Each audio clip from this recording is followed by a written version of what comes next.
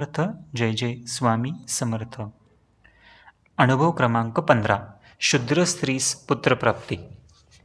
मंगळवेढ्यास एक 60 वर्षांचा शूद्र होता.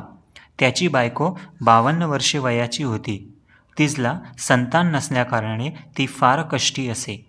बाई पतिव्रता असून फार भाविक होती.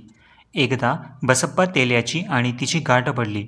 महाराजांची विचित्र लीला त्याने बाईस सांगितली आणि उपदेश केला की तू स्वामींची भक्ती करीत जा, नित्यदर्शन घेतल्याशिवाय भोजन करू नको, म्हणजे श्रींची कृपे करून तुझे मनोरथ पूर्ण होतील. त्या दिवसापासून बाईने तसा नेम धरला. जेथे श्री स्वामी समर्थ असतील तेथे जाऊन मग ती दर्शन घेत असे आणि मगच भोजन करीत असे.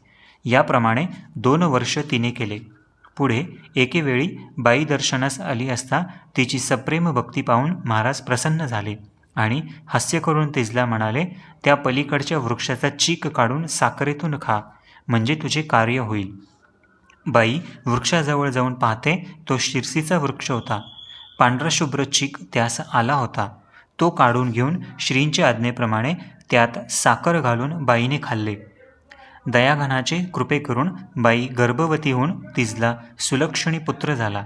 श्रींच्या चरणावर पुत्र घालून उभयता आनंदाने राहू लागले.